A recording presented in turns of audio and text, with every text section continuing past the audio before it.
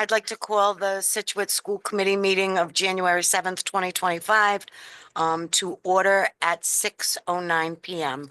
I'm going to start with roll call. Erica McCormick. Present. Colleen Pendergast.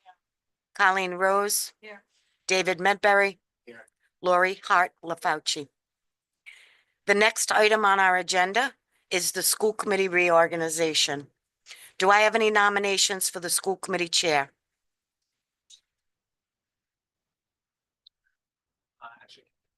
Yeah, you have.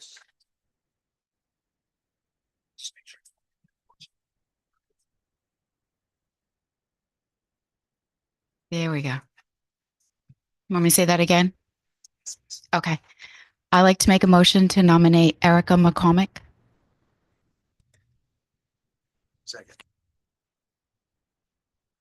All those in favor? Aye. We have a motion to approve Erica McCormick for the position of chairperson. Do I have nominations for the school committee clerk? I'd like to make a motion to nominate Colleen Rose. Second. All those in favor? Aye. Aye. Motion's been made to approve Colleen Rose for the position of school committee clerk. The chairperson will move us into executive session.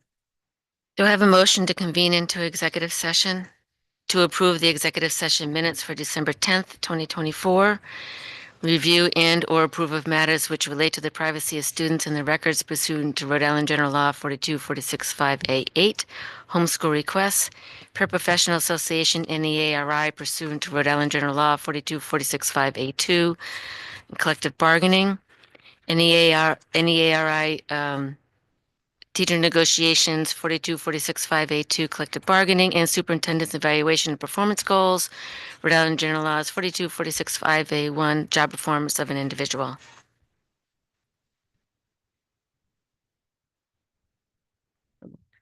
So moved. Do I have a second? Second. All in favor? Aye. Motion passes. Lori, shut your mic.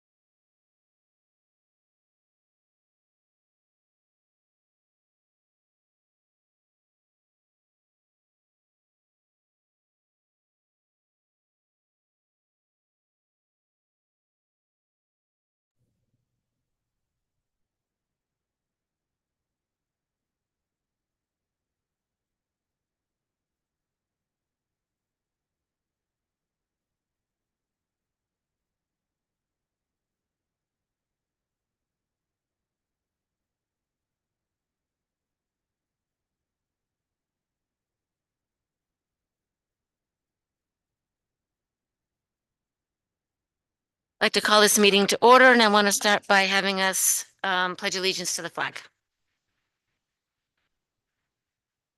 Pledge allegiance to the flag of the United States of America and to the republic for which it stands, one nation under God, indivisible, with liberty and justice for all.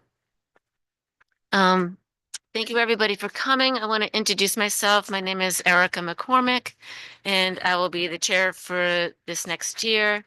And if we could go down and introduce ourselves, because we have some new members here as well. I am Colleen Rose and I am just been elected as a new clerk. Colleen Pendergast. Lori Hatlefauci. David Madbury. There was one vote taken during executive session, and that was to approve the executive session minutes. Do I have a motion to approve the consent agendas? Consent agenda. Motion to approve the consent agenda. You get to read it I all. gotta read all the bills and stuff. So the Mhm. regular session minutes from December 10th, 2024. Bills, general fund, $1,015,626.12. The grant fund bills at $34,117.31.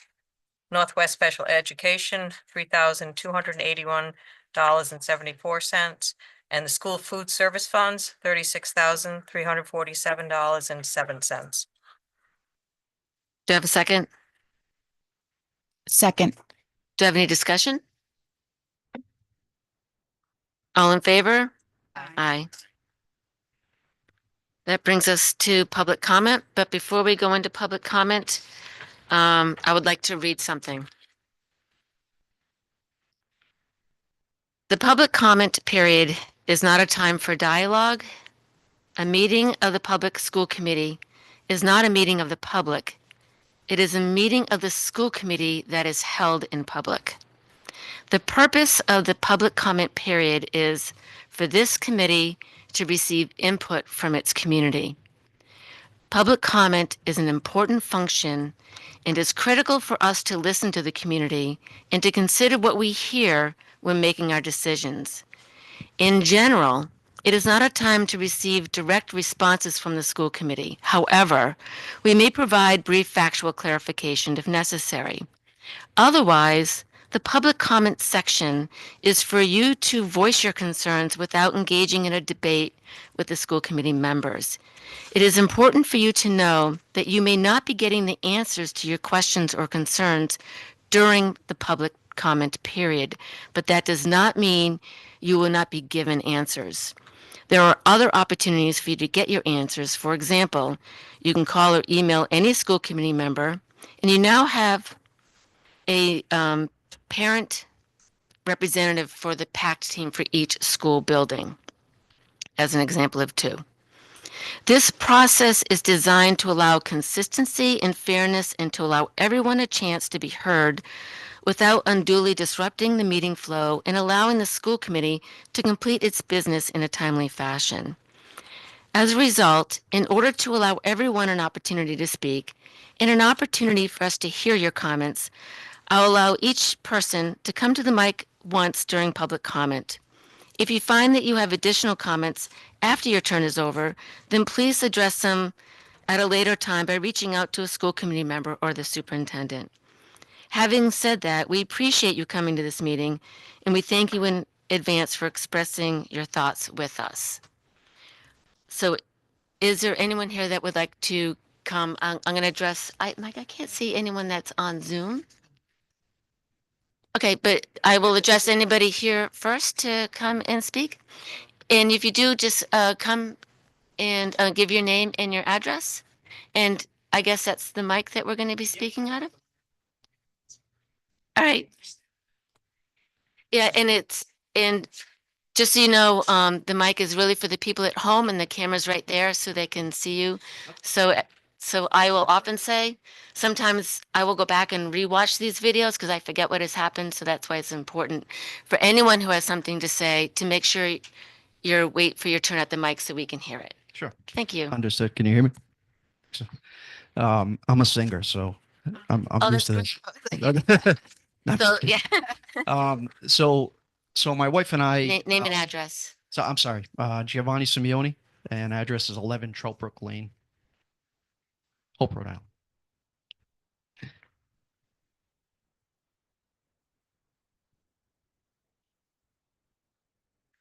So we're coming. I know we're not here for answers, as you said. Well, you're here for answers, but maybe Here for not right at answers, this not period. direct answers, I guess.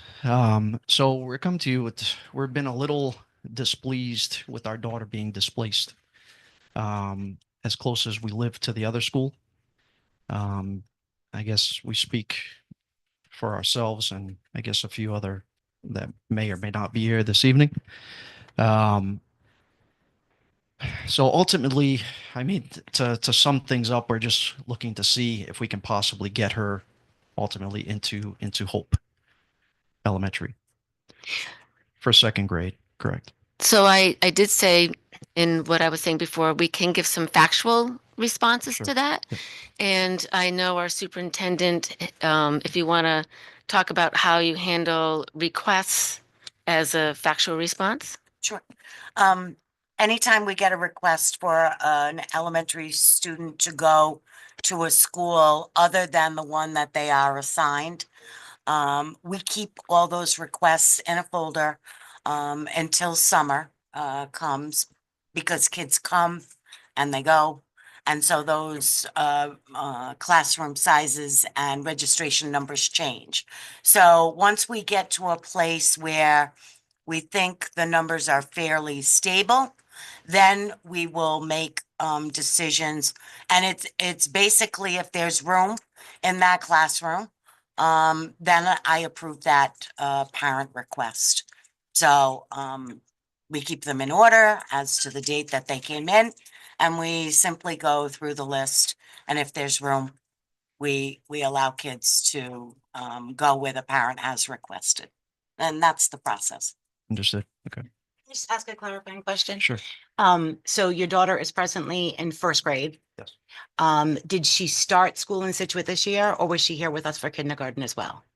No, she just started this year, so we just moved in pretty much the day before school started, which kind of put another wrench and everything. Yeah. Okay, and you're very close to Hope Elementary School. I know there were different families that I had. Okay. Okay, thank you. And it's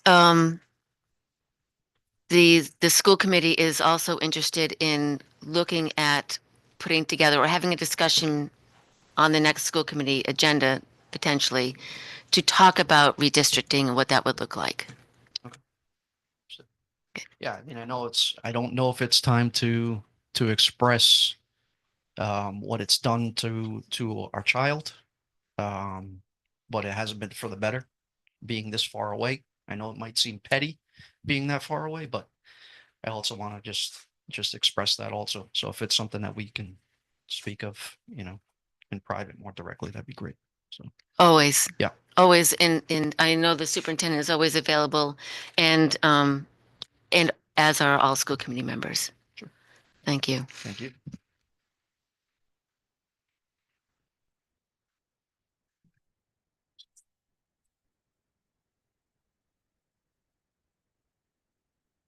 Am I good or? Okay. Michaela Driscoll, 3 Burnt Hill Road, and to not beat a dead horse, I'm your neighbor. And this is a conversation I think we've had, and I've mentioned at other previous meetings that your child's on bus 54, my children are on bus 23, who literally pass each other. You're waiting outside to come to North Scituate, and my kids are waiting outside to go to Hope. I don't know if this is a conversation, again, that we could have. I know your daughter going into second grade. Is there going to be a conversation about opening up again that second classroom for the second grade, as well as now next year, first and second grade, for those of the classrooms that were closed this year?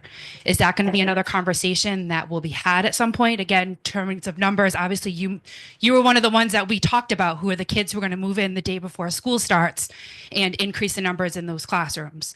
I don't know if that's something that's going to be back on the table to have a conversation about opening those classrooms again, rather than having 2 rather than 1. So there's a cadence to when decisions are made about classroom sizes, correct?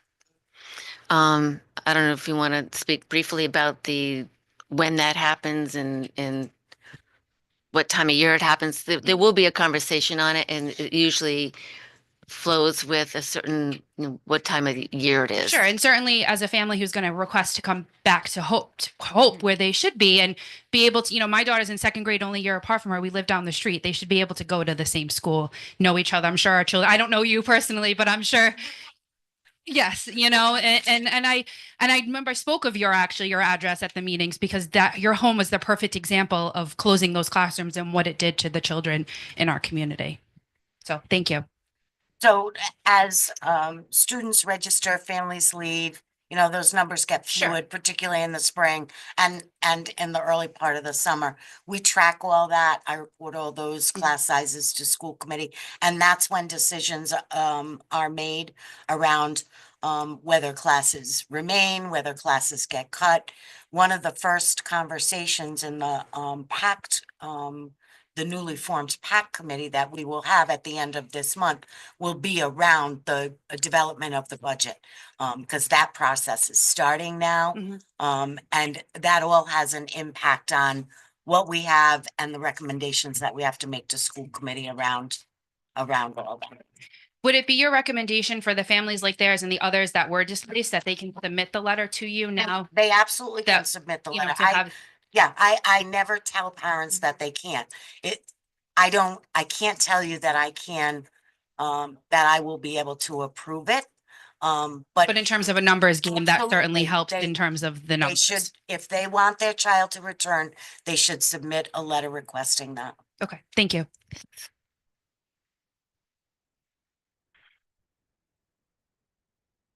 Anyone else? I can't see. Is there anybody at home?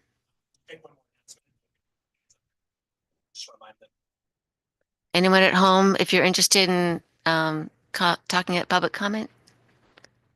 Are you coming up to the mic? Of course. I thought somebody was online. No, that's okay. Kate Lowell, 18 Pleasant Lane, Clayville. Sorry, I was late. I went to high school. But, Always check on top. My bad. I didn't read the agenda. It's all right. Um, And I missed your name? Kate Lowell. So it's exciting, not as a Hope parent, but it's exciting to hear the school committee is thinking of talking about redistricting because that is a huge unbalanced issue in the town.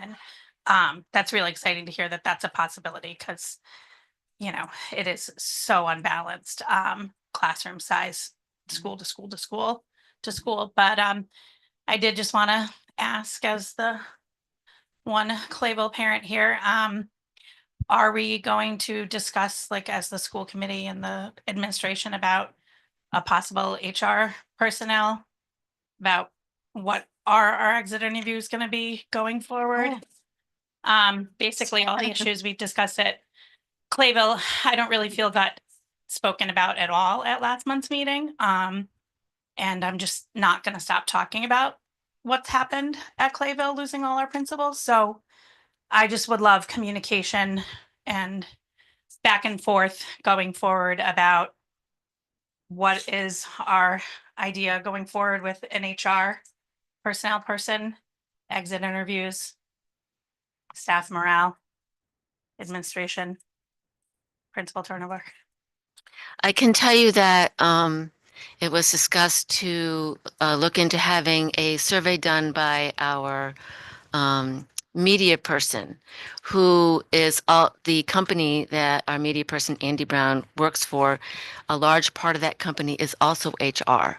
Not that we use their HR services, but in terms of having a survey put together that we're looking into, would, with the intention of teasing out, really learning how we can improve our district and have it move forward. Yeah, because I think we're beyond the point of asking about opinions. Like, we need an HR personnel.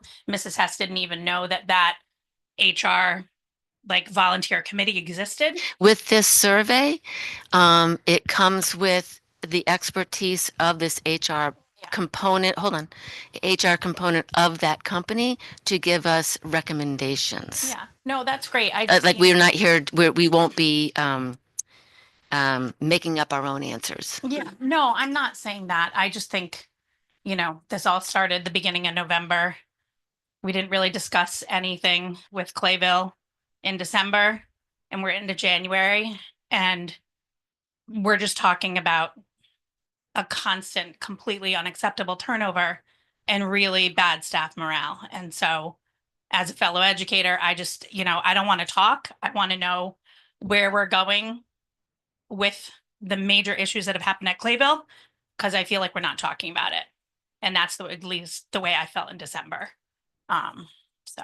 Well, I certainly sense your frustration and feel free to Yeah, reach out. I'm a fellow educator. Like, let's be on the same page, and we can't get ahead if we're not talking about things and if we're not moving forward in a positive way. And Mrs. Andrews and I have met several times, and I decided to let somebody else step up to the PAC meeting because you just can't be everywhere. But I want to keep talking about it because I feel like we didn't talk about it in December. And it was devastating that Mrs. Hess didn't even know we had that HR, committee that really hadn't been organized or, actively meeting. So, with everything that's happened, we need an HR staff member or something. It just seems at this point it's beyond. So. Thank you.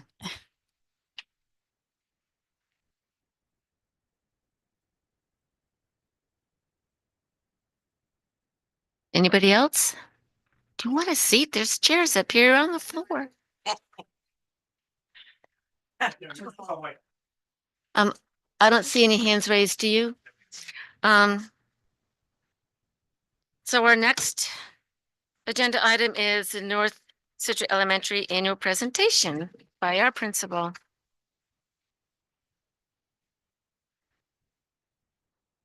I wonder if we shouldn't move out there to see it. There is a video to start with, so. I can see. Can you see? You can't see. I'm gonna move. You too, you can't see. I can see. Yeah, I think we're in a spot we can see.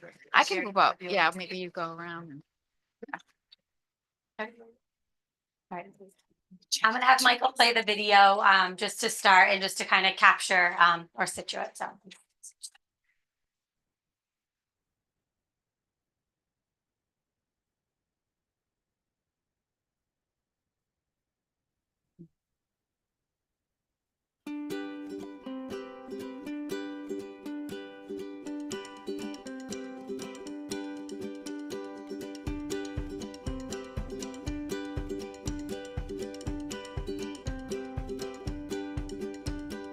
My name is Kason Fournier and I'm in 3rd grade in Mr. Leo's class. I love the most about school is because that the library teacher helps us read and lets us take good care of her books so that we can read them. I'm Eliana Gibbons and I'm in the 4th grade in Miss Augustine's class. I really like my teacher because she lets us watch videos and read to me on Epic. Epic is a game that reads to you. Like it has books and videos, but not like YouTube videos, like learning videos. My name is Olivia and I'm in kindergarten. I love this whole school because everything about it is so beautiful here.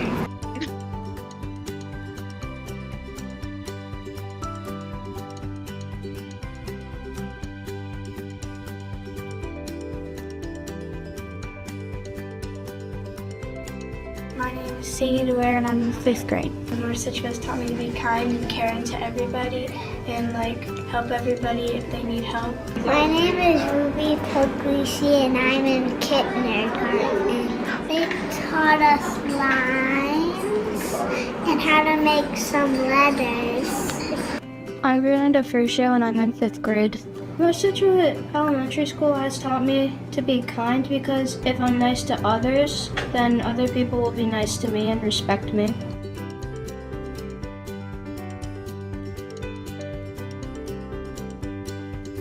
My name is Terry Gallagher.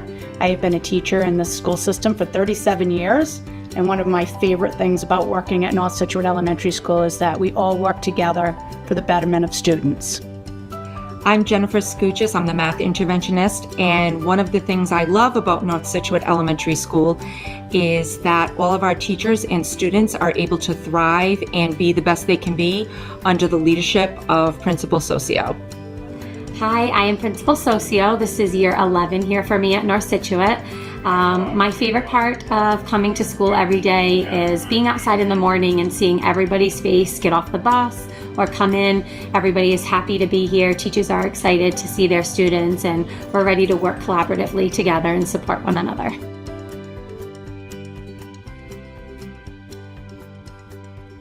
All right, that's it for the video. Thank you for watching. The PR company came and helped, put that together for us. So the students are really excited about that. So as our balloons are here, part of RIDE's report card for accountability, we received 5 stars. And that's a testament to the staff and the students and the families here at North Scituate. It's been a long time coming. We've gotten close, but we are constantly working with each other, collaborating, pushing each other to be better and to make different decisions. So I just wanted you to see, they look at 2 areas, school quality and student success. We received 5 stars there, and then achievement and growth is 5 stars as well. And you are your lowest star. So if one of those had been a 4-star, then you are a 4-star, even though you received a 5-star. So North Scituate was one of 20 elementary schools who earned that 5-star rating, and that's out of 306 schools statewide. So we are very excited, proud of that. We had a breakfast for the teachers, and an email went out to families as well. And our PTO board made these beautiful star arrangements. When that one fell, I was like, oh my gosh. You can go to the next one. Oh, thank you. Thank you. So this is just a breakdown, just so you can see where the points come from. The 3s are that strong performance. So student chronic absenteeism, we have a good rate. Students are here most of the time. Our suspension rate is low, which is common at the elementary level. And then we earned the 3 points as well for achievement in ELA and achievement in math, as well as our science proficiency, which I'll talk about in a little bit. I've got a little cold, so excuse the scratchy voice here. Thank you. To talk a little bit about our RICAS and NGSA scores, you can see 2023 and 2024. NGSA stayed the same for our 5th graders, slight drop in math, but still in that 57th percentile. ELA was where we saw, a drop. We've been having those data conversations, and we'll continue with Ozzy throughout this month. We have our 3rd, 4th, and 5th grade meeting across district and with Ozzy and with the principals to kind of take a look at some of those questions, those areas, and kind of where we can do better and where we can embed certain things in the curriculum as well. So I just wanted you to have an overview, just some of the things that, we're doing, data conversations, as I mentioned, our MTSS system and all the interventions in place are strong.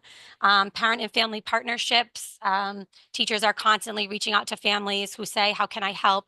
Sending home flashcards, having them work on IXL at home. So we're constantly in communication. The fidelity of the curriculum, our social worker and school psychologist for that SEL support, which I've talked about each year that I've been up here a lot. I'll show you some data in a little bit. And just our hardworking teachers who care deeply about student success, whether it's academic or social emotional. So those are just some grade level kind of statistics for you, just so you can see the breakdown. Math for grade 4, they really knocked it out of the park this year. So we're going to try to look at, where we did well and how we can continue to do that. So just to talk a little bit about our school improvement plan, we meet about monthly. Our 4 priorities are here. We must have one in math, ELA, science, and then our 4th one obviously is improving social emotional well-being and learning for students. So I'm just going to give you a little update. You can go to the next one on each one. Math achievement here, you can see. So we are, our last year's goal, we kept it the same, 59.6, and we want to increase that to 64.6%. So we're going for that 5% increase each year. So we're at 57% this year. So we got a little bit of ways to go, but we wanted to make sure our goal was rigorous and continue to keep that level of rigor. These are just some of the initiatives that we are working on. We have Bridges Math Intervention and Connecting Concepts, Math Concepts, which our math interventionist, Mrs. Scituate, who's here tonight, works on with students, which I'll talk about in a little bit. Improving student performance through incentives. Every break that we have or long weekend, we try to do a challenge, a reading and an reading and math challenge.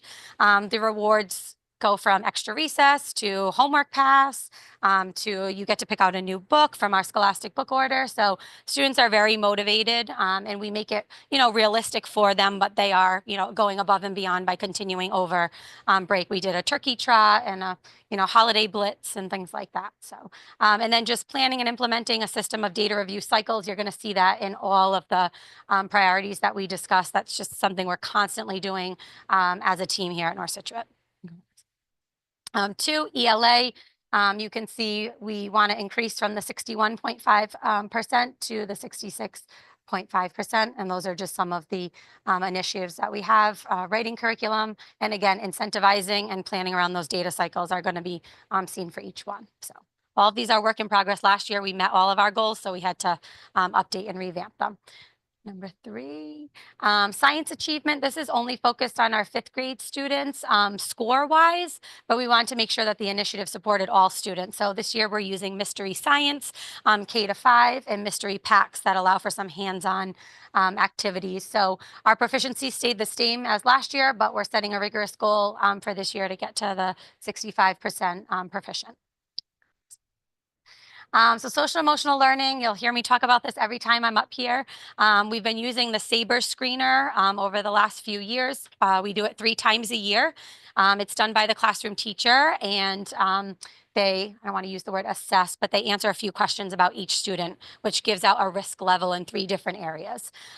So we are using our second step, SEL curriculum, right now, and then we are looking at SABRE's data and creating informed groups or individual counseling for students based on that data. So as you can see in the fall, we were at the 13th percentile. Overall for that high risk and some risk, which is actually really good. If you look here to actually understand how many kids we have, 239 were surveyed. There was 244, but the 3% only means 6 students are high risk. And then 25 students were at some risk. So just to kind of give you a number on those percentiles, but I'll show you in a little bit, we've stayed pretty stagnant with that low percentile, which means that the things that are in place are working. So that's why I said in progress. We are always working on that. So here you go. More data about our SABREs. So individual counseling, we have about 20 students right now out of the 244. 2 whole class interventions, which again comes from that SABREs data. If enough students are flagging, I believe it has to be 25% or more. We have 6 groups of lunch bunches that usually target a certain skill. Focusing on either peer relationships, communication, those kinds of things. The students and parents willingly, allow that support to happen during their child's lunch block, which is only once a week. So we do have a bunch of students who are on monitor or may have a behavior plan where they check in with the school social worker, psychologist, myself, special educator. It just depends. So this is just a breakdown of our support. We have a school psychologist 2.5 days a week. Social worker, which we fought really hard for last year, 2 days a week here. She's full-time at the elementary schools. So Hope and North Scituate have 2 days and Clayville has 1 day. And right now we have another social worker grant funded that we share with the Northwest region. And we have 2 half days, which are in the afternoons, which we've tried to schedule. So somebody's always here. We have a support staff always here. But if you look, this takes you back to the spring of 2022. And you can see how we've stayed at that 13%. But what to keep in mind is that pink, the smaller it gets, that means the less high risk students we have. So you'll see in the spring how skinny it was. We did really good throughout the year. And then after the summer, when we come back, it gets a little bit bigger. So our hope is that when we do this in the winter and in the spring, it's going to shrink a little bit, or at least by the spring, it will shrink even more to a less amount, of students. So we work with families daily, and to get outside counseling, there are lots of waiting lists and things like that. So if we have the resources here, we try to help out families and give the students the support they need. So. Just a little bit about our math intervention data. Again, this was a big ask for me since I've been here, and we finally got it 2 years ago. We're in our second year with our full-time math interventionist, Mrs. Scituate over there. She has been teaching in Scituate for a while. She was actually my cooperating teacher when I student taught. So we go way back. So right now she is servicing 30 students that are receiving intervention, and then another 26 students, just grades 3 to 5 for an enrichment program. So those are students that were targeting going above and beyond. They've demonstrated that they're working above grade level. And that's where on RICAS and GSA, we're really pushing for the 3s to move into that 4, that exceeding range. Those math enrichment groups only meet once a week, whereas the other groups are meeting 3 to 4 times a week for the intense intervention support. So I think that's it. Questions? Okay, good. That's good. Yes. Oh. Microphone. Regarding this, I have a question regarding the slide on the ELA progression. I'm just looking at the attainable goal would be go up to, now I gotta find the slide, I'm sorry.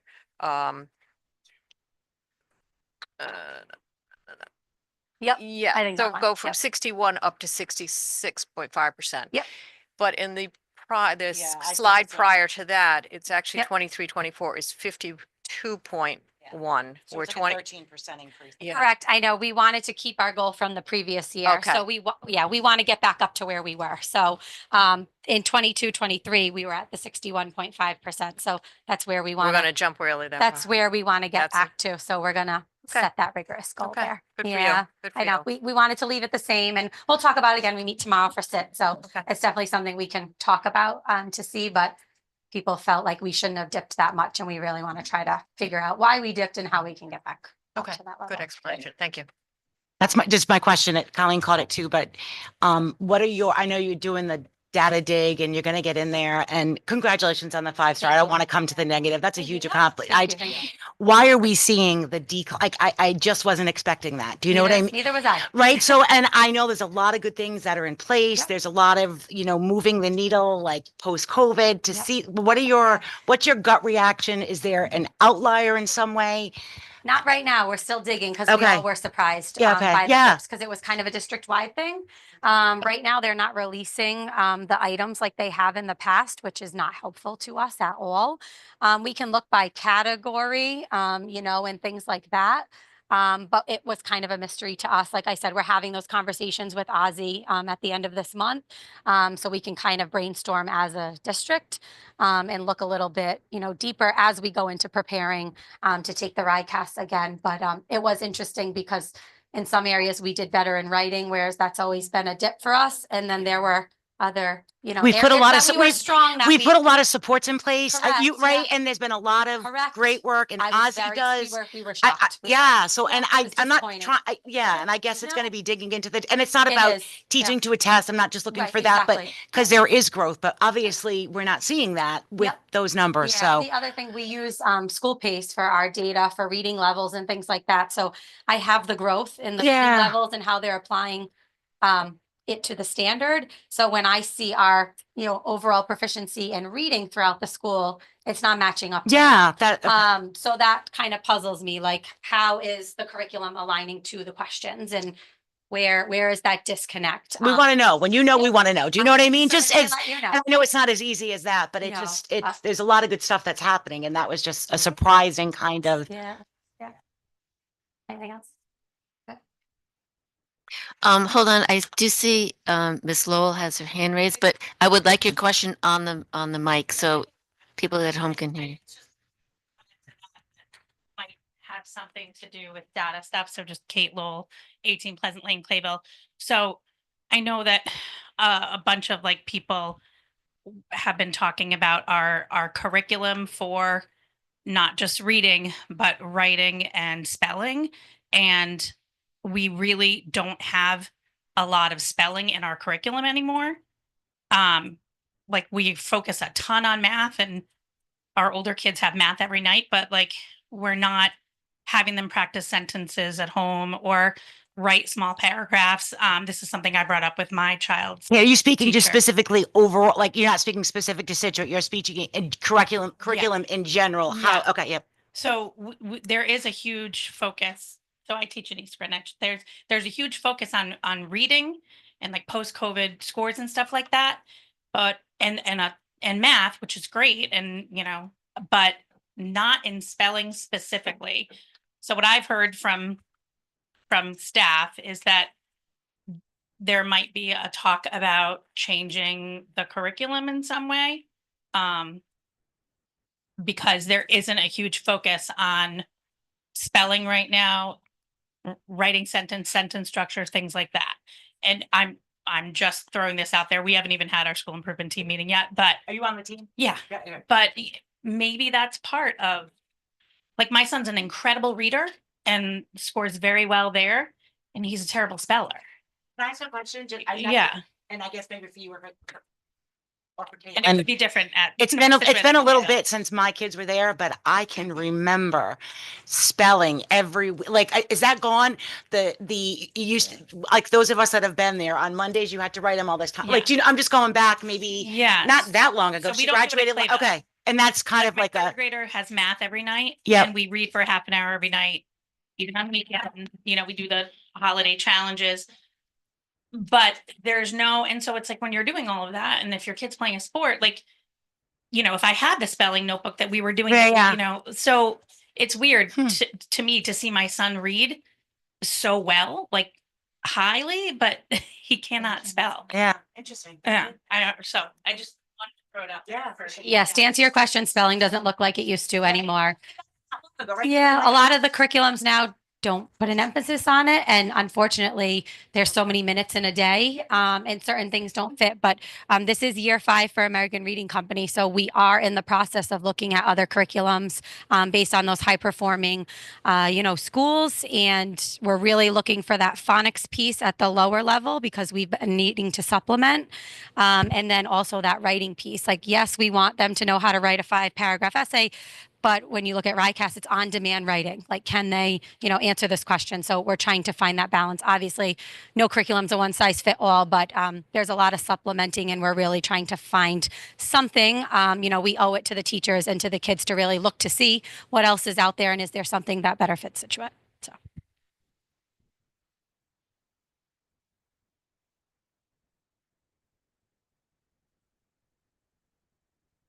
Next, we have a presentation from our special education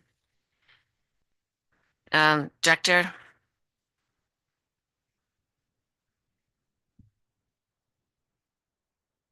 Somebody help me with mine, so it's gonna look a little different.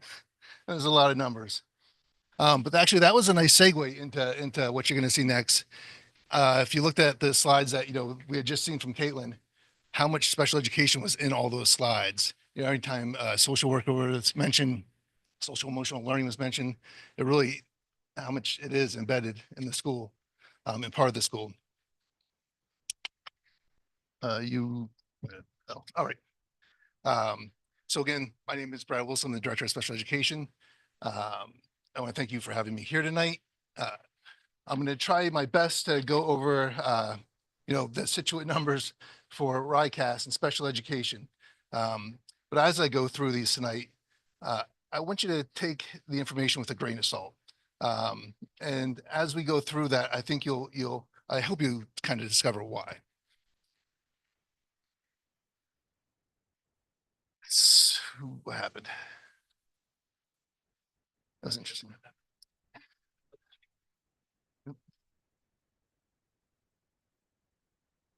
All right, I thought I'd have a podium.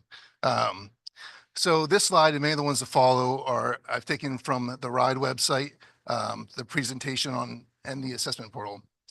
What we're going to be looking at really, and I don't know if you can see it that well, But we're looking at the differently abled students. Again, that is the term the new commissioner, or not new, but the Commissioner of Education is calling students who have an IEP. And then what we see here is the Rhode Island numbers. So 5.6% of students with an IEP are proficient in ELA, and 8.2%, I'm sorry, 5.1% of students are proficient in ELA that have an IEP, and 6.9% of those in math with an IEP are proficient.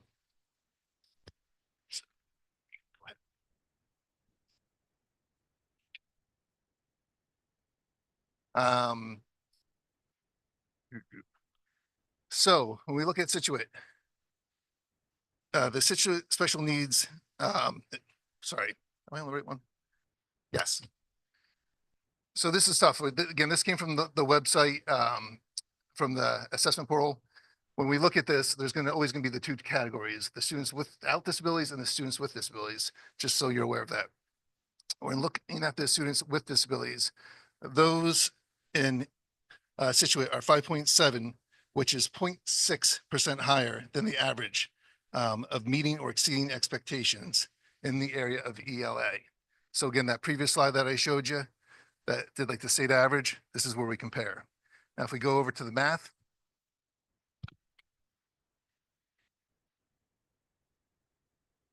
for the math, yeah. When you go to math, if you look at this, we're 14.8%, and that's 7.9% higher than the state average. So math, so and again, like I think with your scores had shown that as well. And stop me if there's any questions, because I know this is going to be a lot of numbers coming at you pretty quick. All right. So what I did at this slide is I tried to put together a comparison of some school departments that have somewhat similar numbers of students with IEPs. Now, if you look at Scituate, again, we have the special ed numbers, and then those without disabilities underneath it, and same with the communities. So here we have Burville, Johnson, and West Warwick. And again, I picked those three in particular in this one comparison because the numbers are a bit lower. Again, we had 88 students tested compared to Burville, which had 185, compared to Johnson, which had 246, and West Warwick with 357. So by far, we're the lowest there. When we look at those comparisons, there's a couple things you have to keep in mind. One is these asterisks down here. So the data is suppressed to ensure confidentiality because greater than 95% of the students did not meet the expectations. So when we're just looking at ELA alone, Burville, Johnson, and West Warwick have to be lower than 5% because they're not even able to show that data. So we're out of that group, we're the only district, again, at 5.7 that has high enough data to even show. Yep.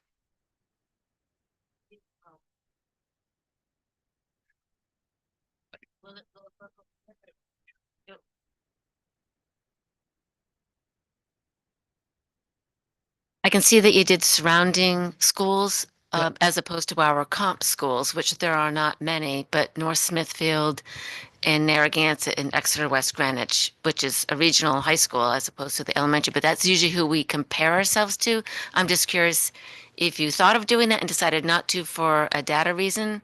No particular reason. I just wanted to show like the ones like in the northern area that were similar size of students with disability.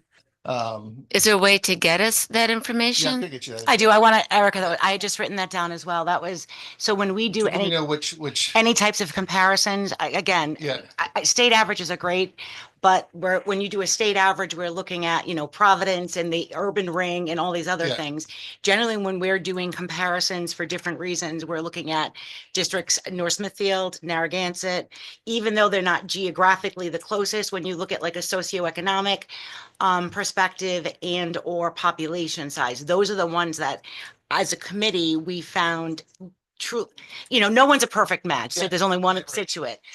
So I just think and I'm guessing if with districts of similar size, would those rates of students be more proportionate to what we have here? Yeah, let me know the towns. I can get you that information. Yeah. That's really easy. Yeah.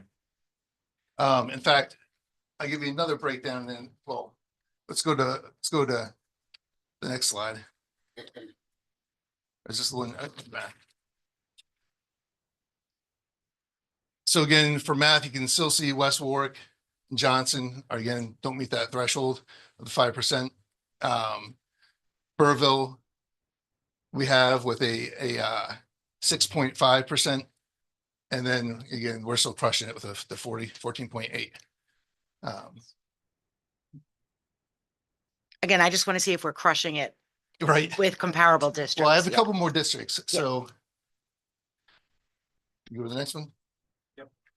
All right, so for ELA, so the next one I did is actually like towns that abutted Scituate. So you can compare with that. And again, ELA, so here we have a few different school departments, Coventry, Cranston, and Foster Gloucester. So when we look at Scituate again at 5.7%, meeting or exceeding expectations. In Coventry, 6.4%.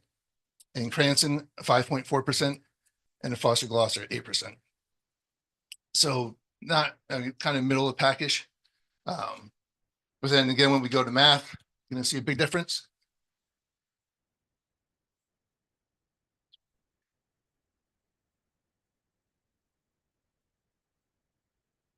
When we look at the math scores, again, Scituate at 14.8% meeting or exceeding. Coventry only 9% meeting or exceeding. Cranston and Foster and Gloucester, again, don't meet that threshold, so below 5%.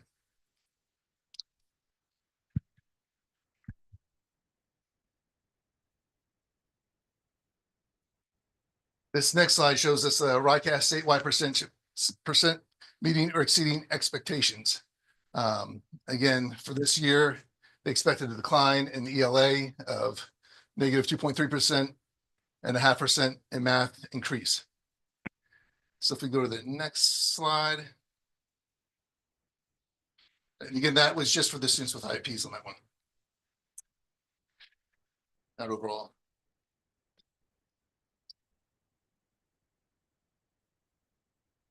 The next slide. So we have 5.1% growth in the students with disabilities. And compared to that we expected negative 2.3%. So we were definitely growing in that. That was for ELA, now for math. So for math, again, rather than the 0.5 expected growth, we were 6.9% growth. So we had good growth there. So there's a few impacting concerns to those test results that RIDE, has flagged and that as directors that we see. So again, in Scituate, 10.86% of the students have been absent 10% more of the total days than the school's been in session. Obviously you have to be in to learn. And so that is going to have an impact on those scores, either going up or going down. So there's also been a rising number of special education students.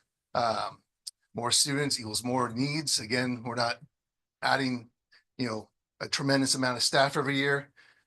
As of December 1st, 19% of the students in Scituate have an IEP. That's compared to the national average, which I think I get to that might be in the future slide. Wait, go back for 1 second. This is important. Since September 1st this year, we've had 35 referrals to special education and 225 active IEPs. I can anecdotally say that typically 35 is like what we get in about a year. All right, now you go next one. Quick question. Do you attribute that to anything? Is it more of an awareness or you know, Is it because students want to move to Scituate? so, I think coming out of like the COVID years, we've initially attributed it to that. But now I don't know what it is. Is there If better it's screening? more awareness. It's again, our numbers have gone up. Our referrals have gone up quite a bit. Now, all those referrals are actually turning into IEPs. But it's strain on the teams, on the special educators, on the staff, because we have to go through the process of the evaluation. So it's a lot of work. And I think the parents are worried because they've heard the COVID bit, and it's like, is there something wrong? Or they're just looking for any help that they can get.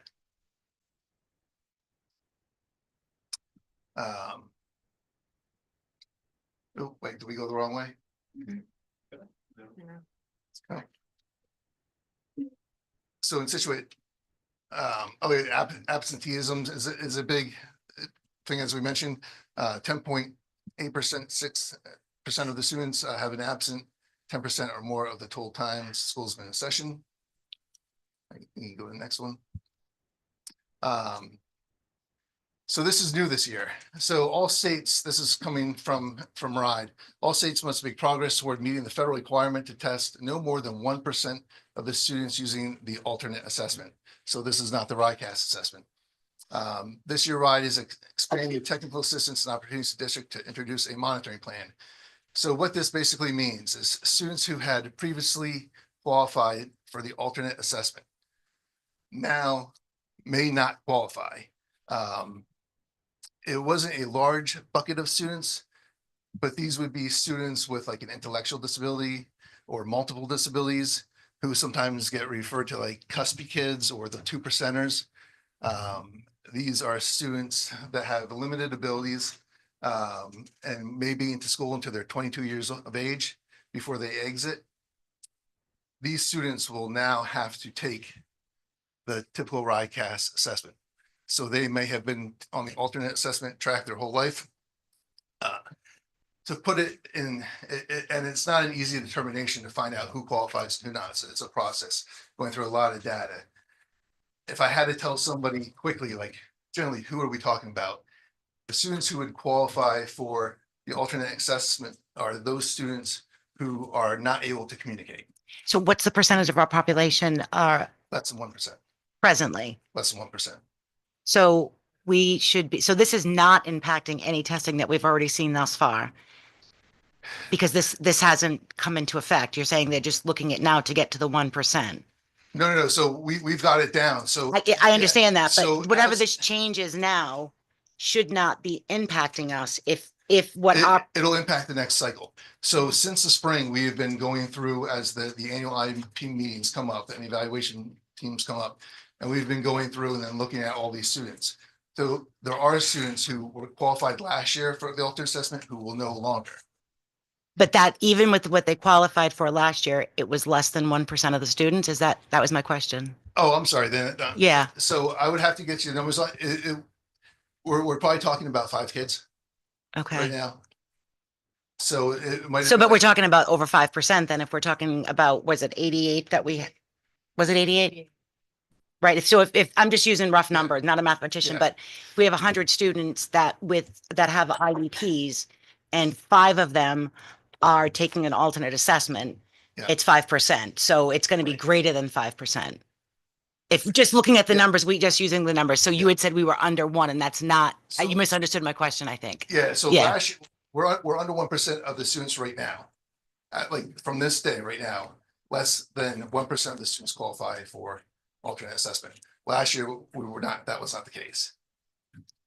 So last year, 5. So last year, I think we were at like 1.3 or 1.4%. I think I'm missing something. Or so if you're saying that and again, I know you don't have everybody's in front of you. Roughly speaking, it was 1.3% of that 88 that would qualify, but we had more than that took it, a different assessment. Yeah, how many kids? Yeah, So I don't want to speak for Yeah. her, but my understanding is 5 kids were taking a different test. Oh, no, so not in total. I'm saying like this year, I would expect 5 kids who had taken it to move over to take broadcast now. 5 kids who were on the alternate assessment will no longer. So we have a much greater percentage of, I think that's probably a number you could get for us at some point, Yeah, like. oh, yeah. So otherwise, RIDE is saying that all states, no, I guess it's not RIDE. All states must make progress towards meeting the federal requirement Correct. to So test. that is correct. So is 1% just like an arbitrary number? Yes. So it's interesting. So again, as we're the local agency, we're expected to be under 1%. Although the federal expects the state to be under 1%, but the state kind of passed that along to us.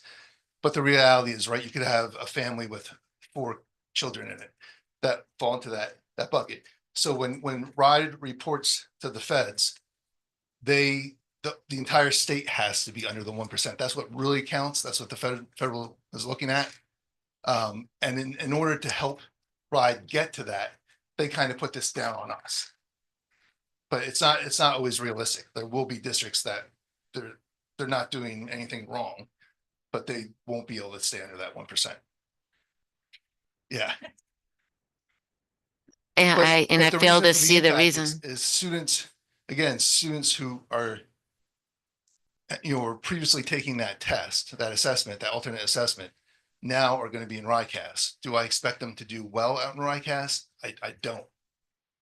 That's going to be an extremely difficult assessment for them to take.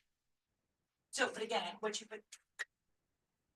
stated here is that all states must make progress towards meeting the federal requirements. So we're not saying we have to hit that. Like you need to be. Is that accurate in saying that? That is. Okay. But what they had put in place was criteria, which they've always had like loose criteria, and now it's literally a checklist that we have to go through. We have to report the data, keep that data in the student record, and it's more black and white now, where we go through it, and it's like there's not the wiggle room of going to the team and thinking, well, having said that, how do you feel? Now it's like this is what it is. This is the data's there. It gets down to like when we're giving the numbers, we could be one number off, and that's it. Then they qualify to take the test. Yeah.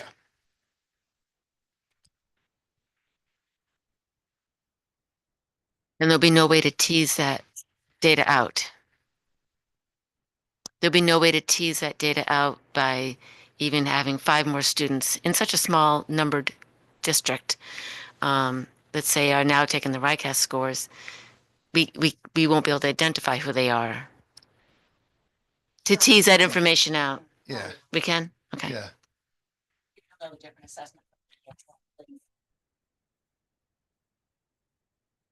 Yeah, individual student score reports, so we'll know exactly who Yeah. scored what.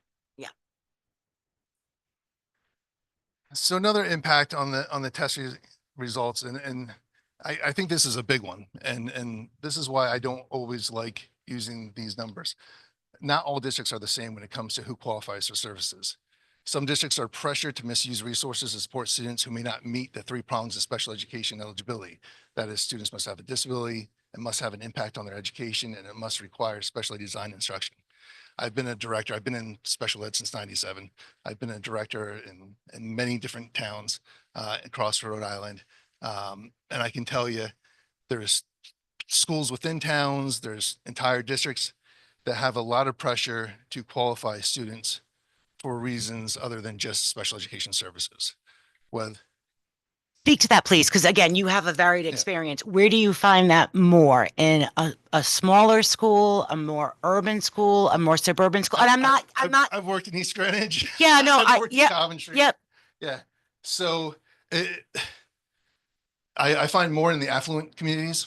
There's more of a push, or and I think one of my questions was when looking at everything earlier. So a student, and I hate to make generalizations, but you've been there, you've done this, right? Yeah. You've worked in different. So a student who, and I don't want to say misuse but the student, if a student is classified as, is it learning differentiated? I can't, Learning disabled. learning, well, I know, what was the newer term though? I want, Oh, differently able learners.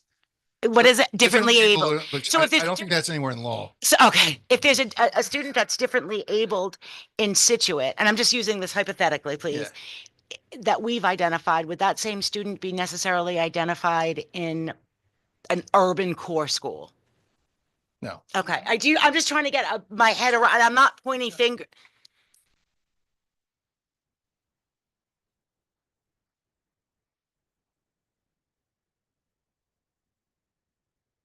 Parent advocacy plays an important role in qualifying kids for special education. In addition to that, different times in the life cycle of a student do. In some communities, you see some children who have never qualified for special ed before until the 11th grade. And then all of a sudden, with the SATs coming up and getting accommodations for college, all of a sudden their parents asked to have their child qualified. And in some communities, the district is very obliging to do it. There are other communities that are more rigorous in terms of what their criteria are. And like Brad, I'm in districts all over the state. So I'm kind of chomping at the bit. As the superintendent, I'm just going to say my goal and the work that my team is doing is for us to get to a place where a child doesn't need a label to get what they need in order to be successful in accessing the curriculum and performing academically. It shouldn't matter that whether they have a label as being special education or not. We should be able to support kids who are struggling, to provide kids with opportunities who are excelling, and differentiate those things. Now, as our kids get better and are achieving at higher levels, all this work that we're doing around curriculum shows good student achievement improvement. It opens up our resources so that that can exactly happen. Students will not need a label in order to get the support and the interventions they need. The earlier we get them, those supports and interventions, the less time they generally need them. So that is our goal. Is it fair to say that there are districts, and I'm not talking to Scituate, that the only way their students would get those resources is with that label, correct? And that's not who we want to be. That and is not who we Yeah, want to okay. be. Yeah. So keep in Thank mind, there's a couple things. There's 14 categories you can qualify for special education. Some of those categories, I would expect a student to always struggle in their education. It will never be easy to them. I'm not talking about students with like intellectual disabilities, multiple disabilities. There's other categories such as like a learning disability or what we call other health impaired. And this is why when I started this conversation off, I said, take this with a grain of salt. Now, our math numbers are great. As a special education director, that's nice to see. I hope that next year when I do this, that maybe the math numbers aren't so good. And the reason I say that is because our greatest successes aren't captured anywhere in this data. My special educators who do a fabulous jobs, we exit students. I exited a student today. That student is not going to show up in the scores because they're not going to be, they've improved and will no longer be a differently able student by the time they take RICAS. So our success stories, that's not captured in the data anywhere. And we're exiting students all the time from special education. Could I get those numbers to go up? I could say some special educators don't exit kids anymore from IEPs, but that's not what's best for them. So it's, you have to take these numbers with a grain of salt. I'm sure when you compare it to East Greenwich, Barrington, Narragansett, they might have higher numbers. I would suspect, just from doing this a long time, because there's pressure from the parents, they're not coming off the IEP. I don't care how much progress they've made, even if you have the data shows that they no longer even qualify, it's not worth the district going to legal action over. The peanut gallery over here is saying Yeah, no. So, and again, this is very, but I just trying to put Yeah. that into perspective. People who have a more global approach to special, not global, but even within the state, that it's we're Scituate. We're not Barrington, but we're not Providence. So, wherein lies the piece of um, So interesting. here's the thing, and this is why I particularly don't like. I know that you'll hear from the commissioner. I know you'll hear from different advocates groups and that they'll harp on, like, look at the special ed numbers. We want those scores to go up, to go up, to go up. I say if they go up a lot, the children probably shouldn't qualify for special educations. You'll also hear, like, what's your plan to improve those numbers? I take that very personally, because what I do and what my special educators do are we've created, and we've been doing this for many years now, individualized plans. So there's no one plan that's going to help this group. We take it down deeper than that. We're going down to the student. We meet all the time on just that one student, just their needs. And we're only concerned about that one student making gains. And to group them as a whole like this. So, but I think that's a 14 I think that's a fundamental question, and I think is there a place to capture this? I get it. I know we have to, like, data, and nothing against data. It's good. I'm not saying it's not, but, like, I think that is there a belief amongst all of us, and how do we capture how that every student, those that are differentiate. Say it again. I'm going to mess it up. Differently abled. Differently abled. I'm trying to get those that are differently abled. There's growth potential, right? Like, Yeah. do we feel as though there's growth potential? It's like helping. I'm not necessarily concerned about comparing them next to, the boy next door or the other district, but Yeah. are we always looking for growth within each student? Does that make sense? That's kind of, to me, fun to. Those individuals IPs, and again, when I came in as a director, when people talk about the annual P, I would say I don't care about the annual P. I want to find out that you're meeting more than once a year, because if you're meeting more than once a year, it's because they met their goals. And I don't want this to be like to the parent, hey, I'll see you again next year. Like, no, I think it'd be really cool if you saw them in 6 months and brought them back to the table and, like, your kids met their goals. Like, we got to find a new goal or they don't qualify anymore. And keep in mind too, really, there's 14 different categories to qualify. Now, right. So if in one of my previous districts, I had a very high number of students who had autism. I had very good test scores. A lot of students with autism test very well. Now, if I have a large population of intellectual disability, it's not going, I wouldn't expect high test scores. So again, it's not apples to apples. Every region has a different makeup, and again, RIDE prints out and how they even qualify students. And I get a quarterly report from RIDE about where kids are being found eligible for services. So it's to put this subgroup in a group and compare one group to another group's scores. It's really, like, as a director, it seems more like a political game to me than, from a department that has, again, drilled it down to just focusing on any particular one student. That's all we do. We're not general education. We're not looking at the second grade versus the third grade. We're not looking, comparing around the state. We're looking at, one student, one name. That's it. Back to the point of we're just looking for, and whether it's through the state testing or not, is but the growth for each individual student. That's right. So again, like, I could come next year and report on the students that we've exited. That might be some good information. Yeah. I think, is that it? No. Oh, so yeah. So what we're doing, again, and some of this you saw in the North Elementary presentation, but we're continuing to focus on tangible outcomes such as transition services and employment with the help of ORS. You're probably not aware, but we have a lot of students now.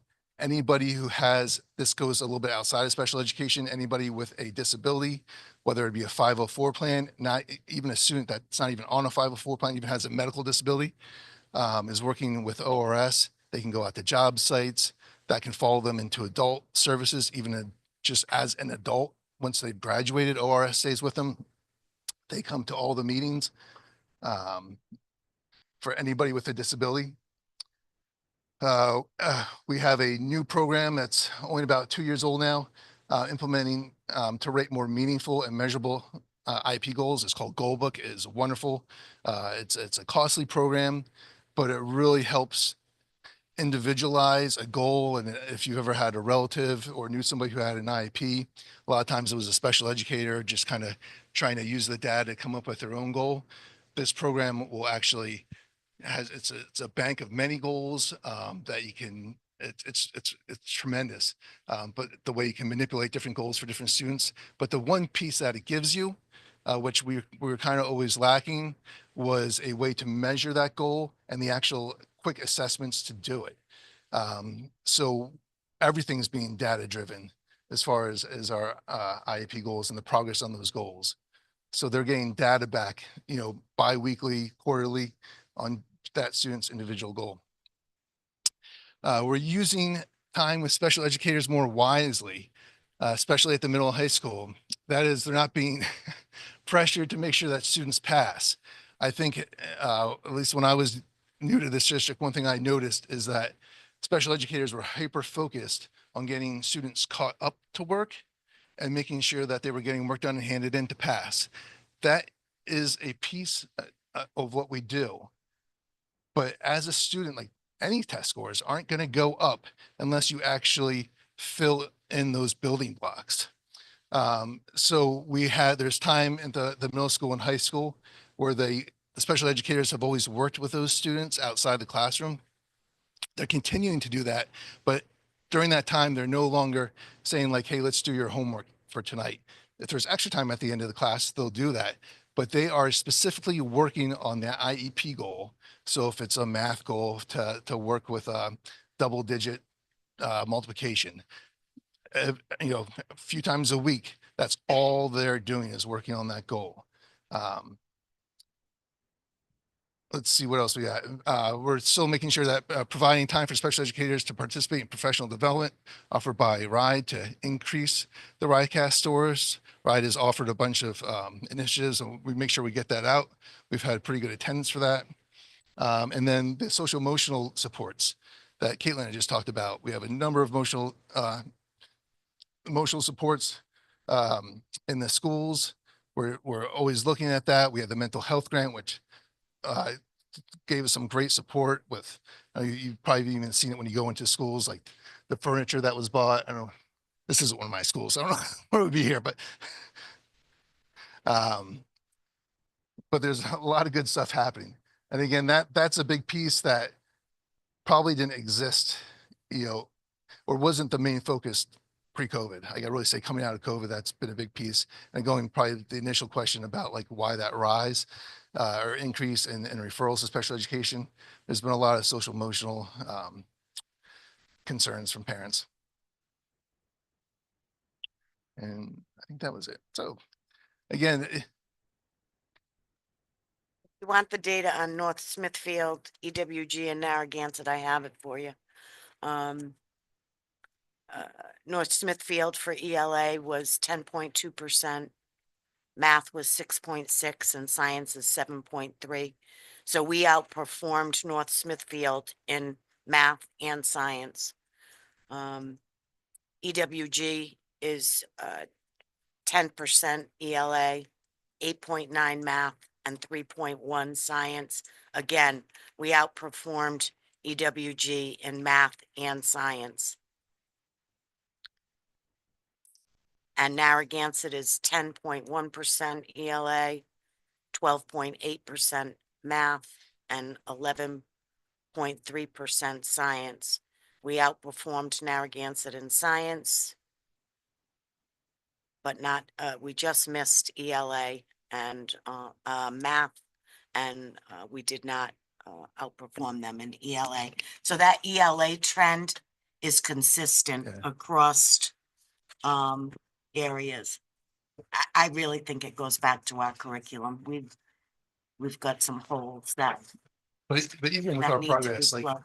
as a director, I hear my special educators are doing really good work and they're probably close to exiting students. So I mean, I would hope there'd be an ebb and flow of where we start getting good test scores and it'll drop off again because those students will, you kicked out of the nest and. Yeah, we just need to track those kids and those scores to make sure that upon exit that they are in fact Yeah. keeping up.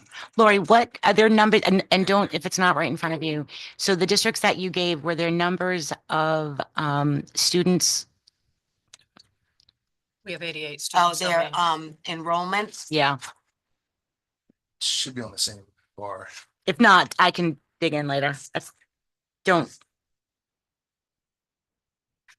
Oh, yeah, it does give me, yeah, it does give me numbers tested. Hang on. It should be on that same bar if you're on the left.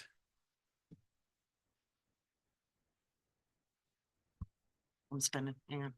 Student enrollment is 1,500 for EWG. Do you want special ed? Yeah, that's kind of, identified? For EWG, 73 kids. and they have 1,500 district wide. We were Yep, 88. 1,500 district wide. And there was set, yep, yeah, just trying to get a, I'm sorry. I'll go to Narragansett. no, Smithfield. North Smithfield.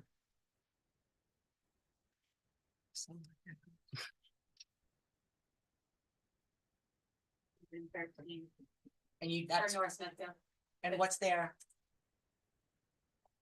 About 583, it says. Where'd you find the number? That's fine. It just, you don't. The number tested. Oh, 90. 90, Very. special ed, identified kids in EWG, Differently able. 700 and, sorry, differently abled, and 744 total tested in EWG. But now we know that those numbers are not, we have to take it with a grain of salt. Take it with a grain of salt. There's like overall trends and. Yeah.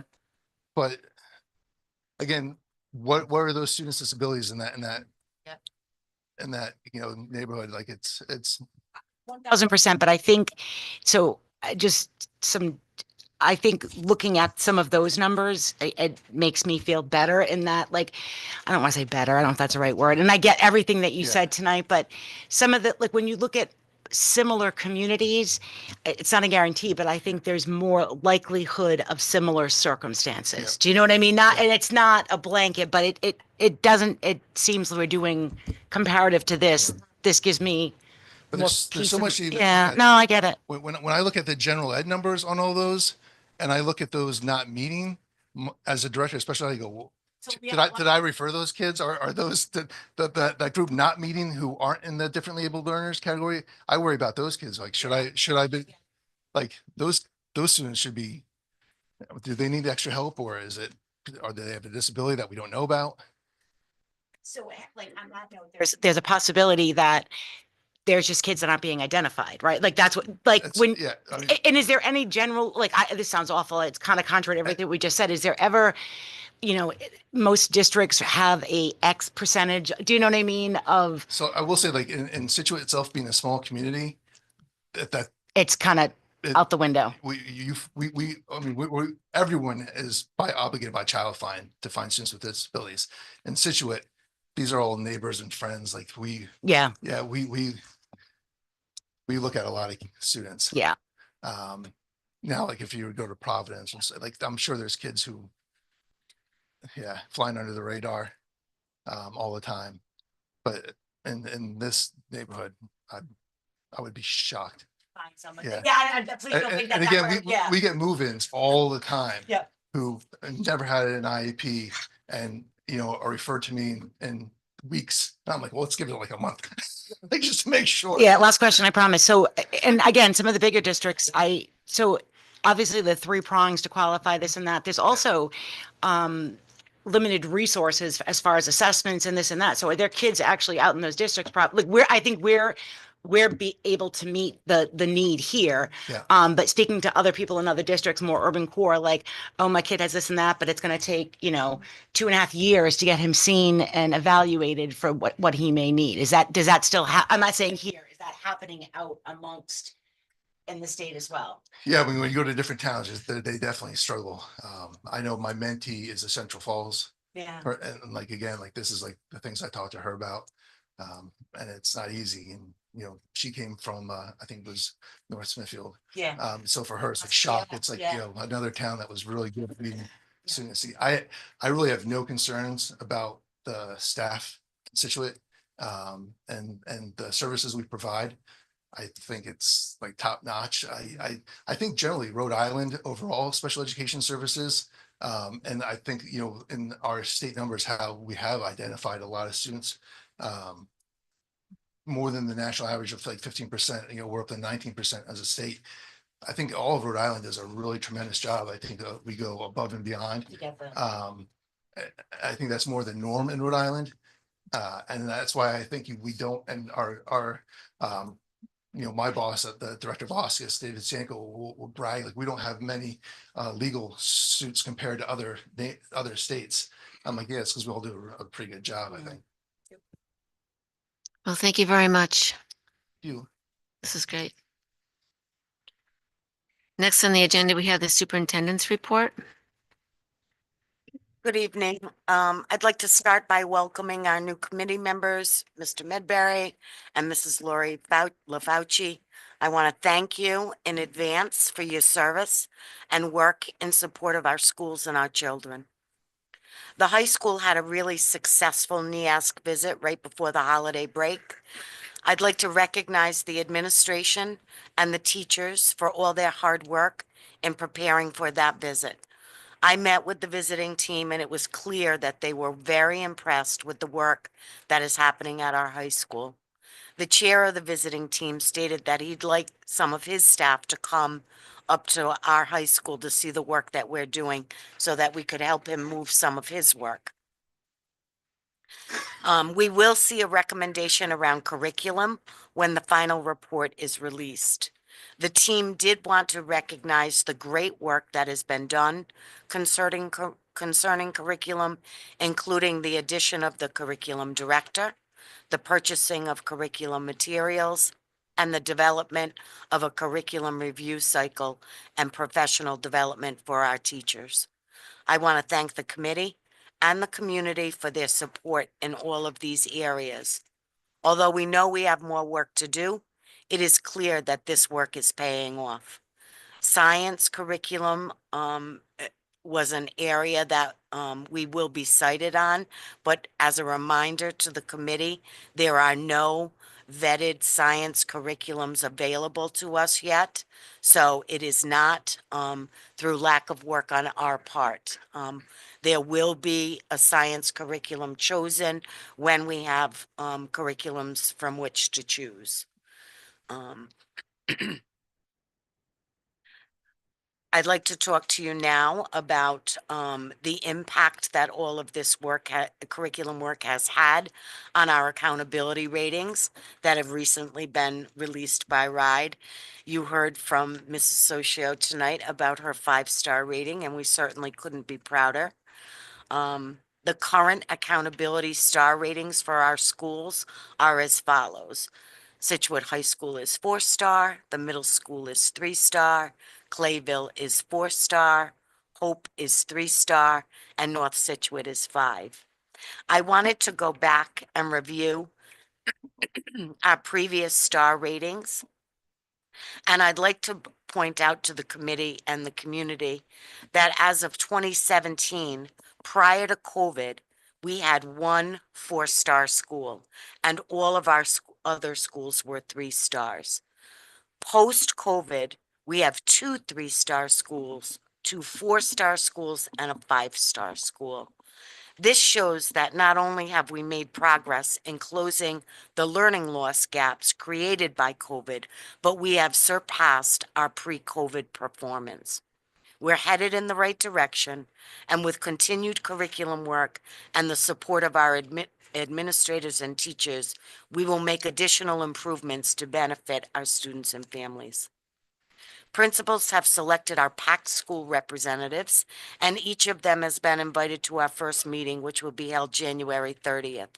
This meeting will be held immediately prior to the building committee meeting at the high school media center. I'm looking forward to working with this group to support our district's climate, culture, and communication. And that concludes my report for this evening. Does anyone have a question for the superintendent? That brings us to the Director of Finance report.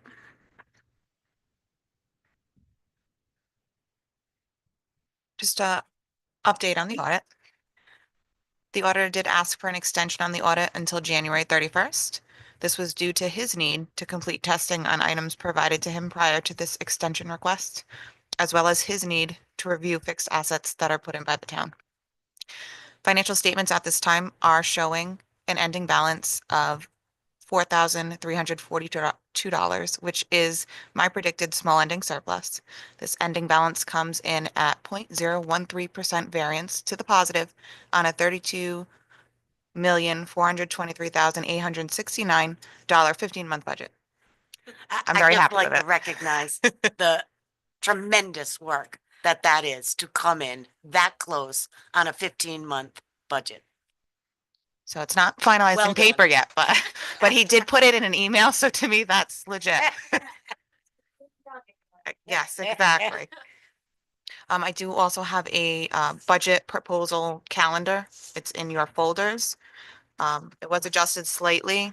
You'll see a pink highlight, and that was just my little highlight for when I asked the building administrators to provide me with their presentation. I want to kind of meet with them and vet the presentations a little bit this time before they come to everyone.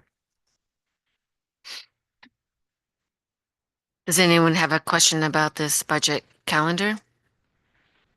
I have one budget. If, Steph, are you done with your report? Yes. I don't want to, it's for you and for Lori. So I had, someone reach out to me recently. Actually, it was last night. And they requested that I send them a copy of, our current budget.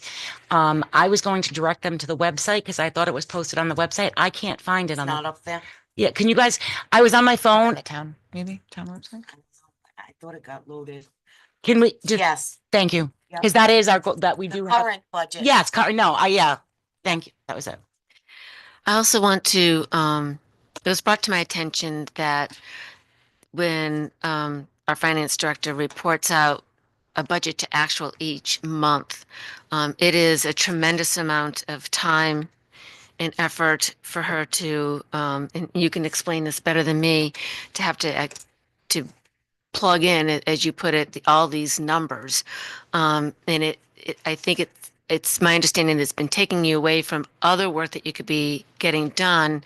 And I would like to propose that we go back to a quarterly budget to actual report, with the exception that if the finance director finds something that should be brought to our attention, she certainly will do that before the next scheduled reporting out, if it were done at a quarterly schedule. Do you want to explain a little bit more what you're currently dealing with? And actually today I did book some PD for Tyler, because when in all this talking with us implementing payroll and absence and sub, I kind of, we've had the same woman, the same consultant the whole time, so we're kind of friends now. So I was telling her a little bit about the reporting I do, and she said, but you can just pull that out of Tyler. And she, they have these automatic charts that they'll just make for you. And I was like, really? So that was my, Yeah. because my understanding, and this goes back a while, that one of the reasons for going to Tyler amongst others was that it should be simple as like a click of a button. And I'm not like, so if that's the case, I would think to do it on a monthly basis is a great thing. However, if it is a big lift, then right now it is, yeah. because I'm taking the data from Tyler and putting it into the format that was here before me in that presentation. So it Yeah, and it no. takes me 2 days. And I type 90 words per minute. Yeah, but no, girl, it's- but if there is, and my understanding, and at some point, and we can look at this moving forward, is that it's should be an interactive document. I believe there are other districts that you can actually, anyone can go online and look at what your budget to actual is based on these reports from Tyler. I'm not saying that's now, but if, again, I have no issue if it's, that's crazy if it's taking you that amount of time. And if there's a glaring issue, you're going to let us know anyway. Right. If there's a material But change. if there's a way to do it instantaneously, so much so, I would, So I did schedule that PD, so and it is in the middle of budgeting season, so I'm So gonna what- do the PD and then whatever. get myself.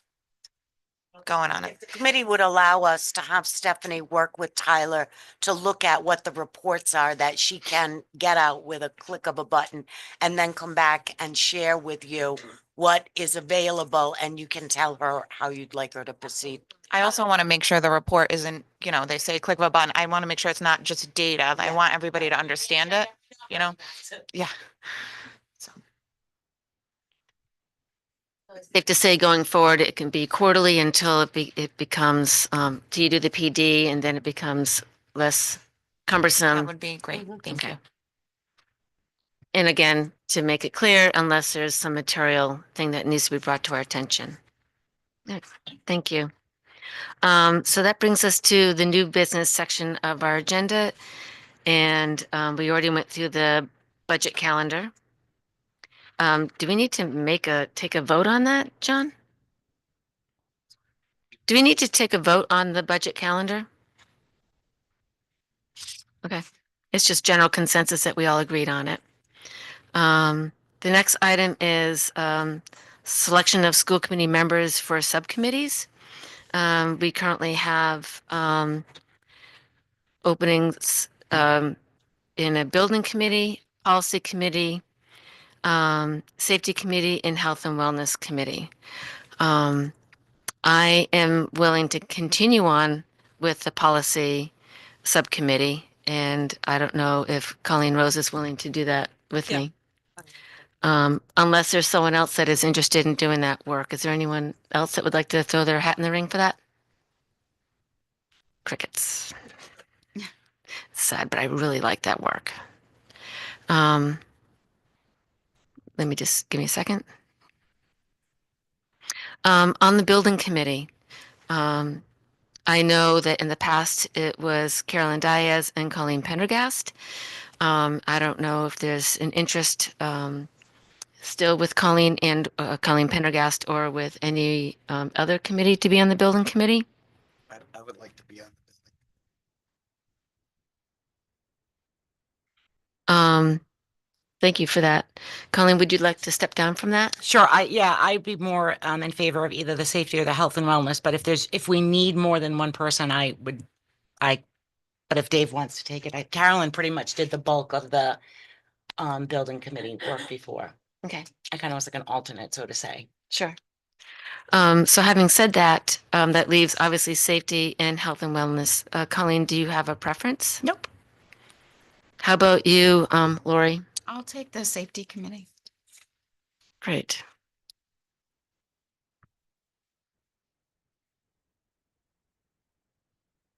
And again, John, we don't need to vote on that, right? John, we don't have to vote on that, right? Okay. So the process for reappointing the building committee. Eric, will I do the wellness? Yes. Okay. Sorry. Yes.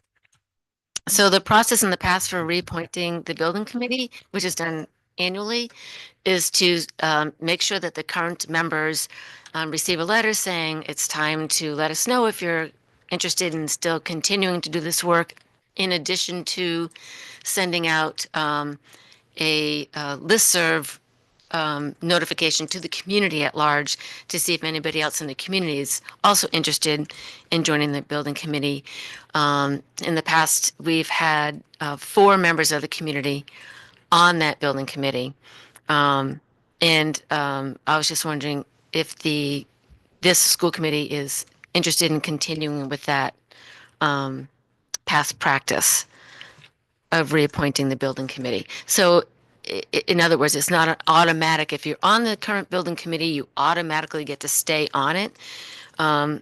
It's been felt in the past, it's better to reach out to the community at large to see if there's anyone else that, through different circumstances, whether they've just retired or just moved to town, that they would also like to be on the building committee. We want to get as many people as we can to apply so we can have larger choices.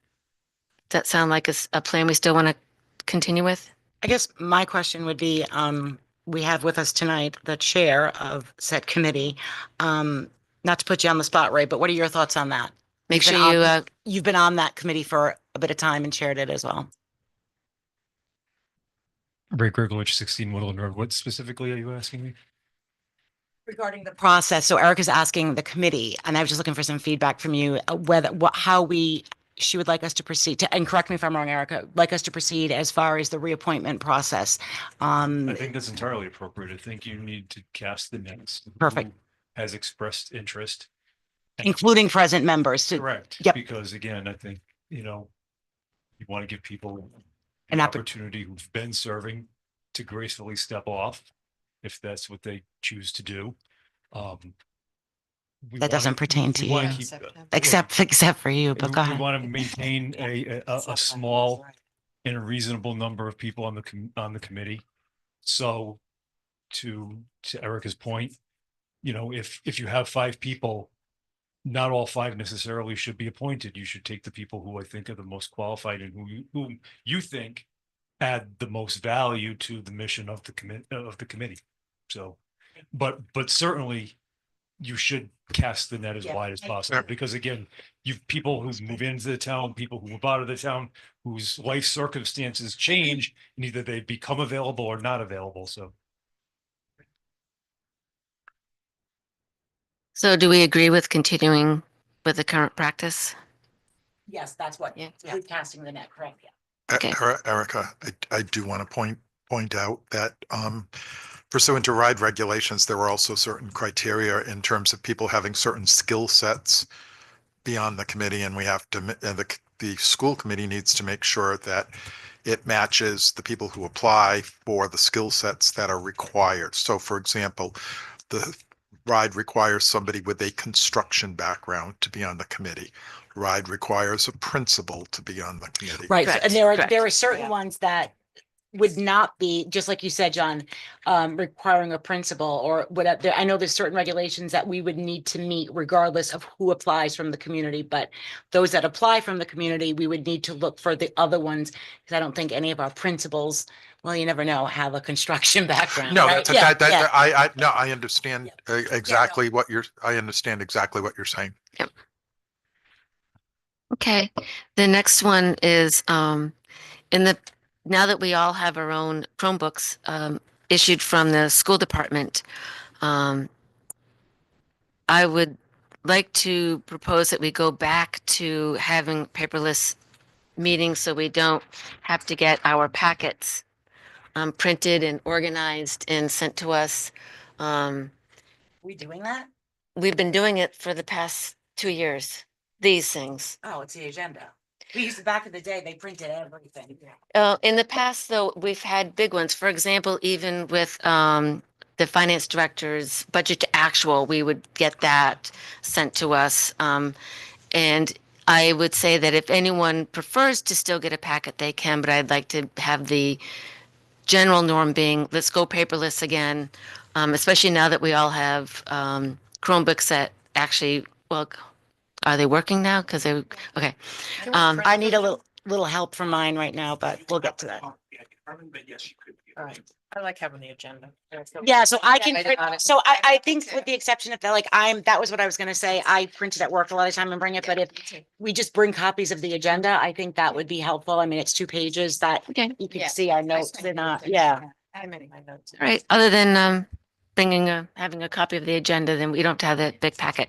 But at any point in time, any school committee member who wants something in print, I would say just reach out to, would it be to Patty by herself? Okay. Steph, is there anything that I know a lot of the cumbersome, I don't want to call it cumbersome. It's from. I'm trying to see. Which way? way? You guys go. Is there anything, because you do present us with your nuggets and this and that, is there anything that you feel as though we should receive in a paper form that may be more easier to digest in such a way? Are you pretty comfortable just having everything? That's up to you guys. It's another, and Patty will tell you, thank God for Patty, Like trying to get that printed on yeah, what page. Let's It's a yeah. procedure. Okay, yeah. Yeah, take tips. Me and Patty spent a good amount of time doing that. Yes. There you go. I'll take it. But if it helps, or if there's something big or if Yeah. you want it, I can print it. No, I just didn't know. Yeah, that's, Are you gonna save money on the budget by not printing? yeah, Yes, we don't have a printing budget. No more printing. that's big. Any more questions We're on gonna have a that? lot of paper because you're not giving me my agenda anymore. Next is is it a vote, John, for the subcommittee? Consensus as to. That's enough. So the selection of the school committee members to negotiate the teacher's contract. The people that will, from the school committee that will be on that subcommittee will be myself and Lori Hart-Lafauci. So we'll be getting ready to enter into negotiations. Is there any discussion on that? Do I have a motion to accept the second reading of policy 8195 threat assessment? So moved. Do I have a second? Any discussion? That passes.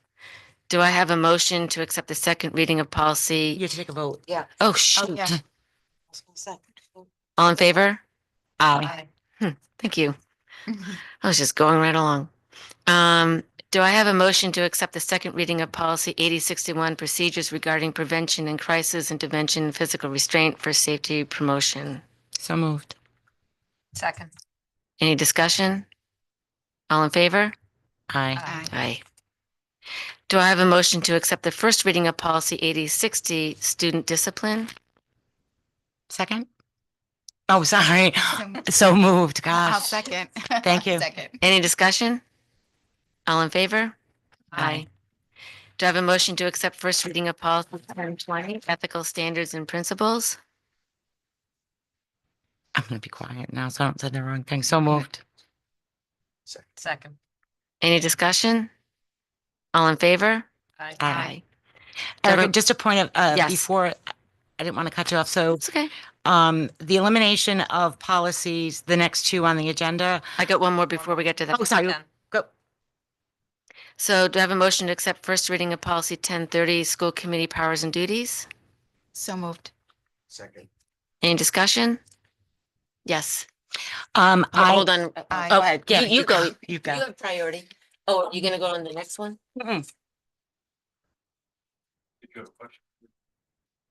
For this motion for the first reading of school committee powers and duties? No. Ray Grigolich, 16. In reading it, I saw two bullets potentially that aren't specifically addressed, which I think would be useful to you. First would be, and again, this is just language off the cuff. Scituate School Committee has the responsibility to provide physical learning centers that are safe, warm, and dry, as well as to ensure that physical plant meets not only but exceeds state requirements. Committee is forward-looking to not only provide the type of facilities that will promote learning as currently configured, but to what will be considered the type of environment that will foster and support learning in the future. And then secondarily, to serve as an advocate with federal, state, and local government departments and agencies that the district receive all available services and funds that the town is entitled to receive. And what is your comment about those two bullets?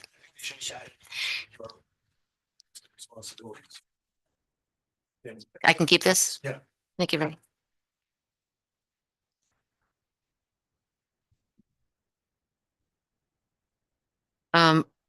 All those in favor?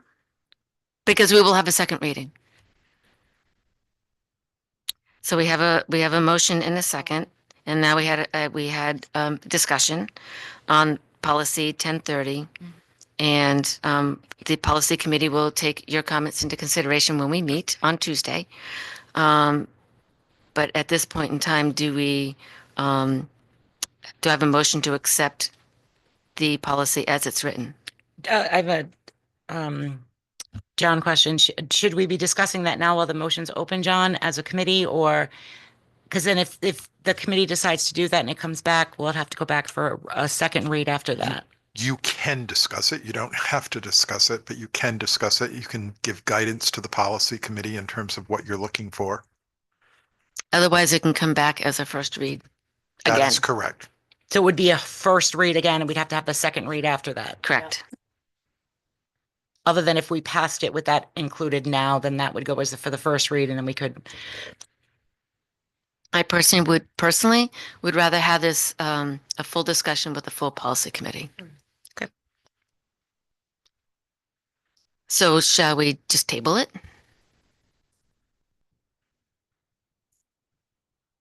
Do I have a motion to table? So so table it, basic, bring back next. I think, We're going to end up in the same place. Does that make no, sense? I'm not looking to, yes, yeah, you're right, end result. So not tabling, so just to be able to take what, I think Ray has a fair point. I think Yeah. we need to vet through. I know that I read the language, there was something about working legislatively in this, but as far as, I don't know that there's any language that addresses the safe, secure facilities that, again, we kind of take for granted, but I think that's poignant to put that in there. Yeah, no, so it's, but it's our, yeah. So we just table the policy to next. Let's table it until we bring it back to the policy committee. Perfect.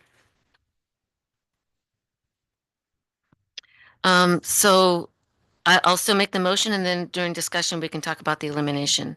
Do I have a motion to eliminate policy 1000 purpose? My question was, when I was looking through. Do you want to just like second and Oh, have yeah, a discussion? So So moved. Second.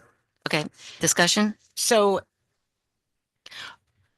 I didn't take a vote to table. Oh, for heaven's sakes.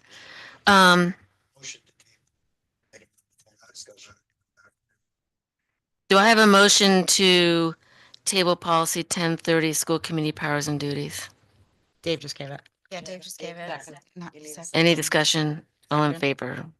Bring it back to the policy committee. I don't have to say that. All those in favor of the table, you said, right? So Yep. yes. Okay, everyone's in favor. And we have a motion and a second, and now we're in discussion for policy 1000.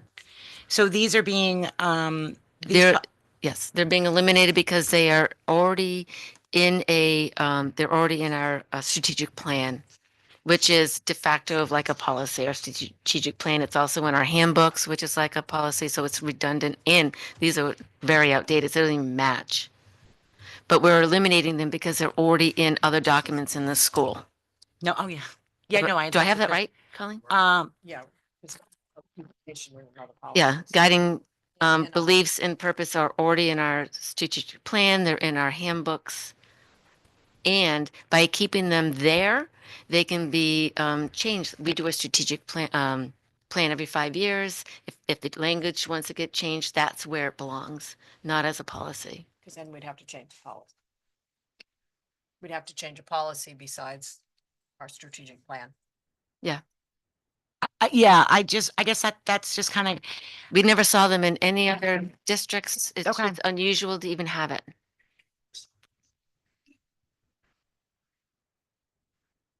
That'll get rid of cell phones. Okay. Good. Thank you. And it's okay with that? Yes. Any other discussion on policy 1000 purpose? All in favor? Aye. Do I have a motion to accept the elimination of policy 1010 guiding beliefs? So moved. Second. Any discussion? All in favor? Aye. John, do we have to, are there 2 readings for an elimination or 1? Okay. Are there any announcements? Thank you, everybody, for coming out. Thank you, Ray, for helping out. Do I have a motion to adjourn? Motion to adjourn. All in favor? Oh, you guys are really quick on that one. You wanna- Aye.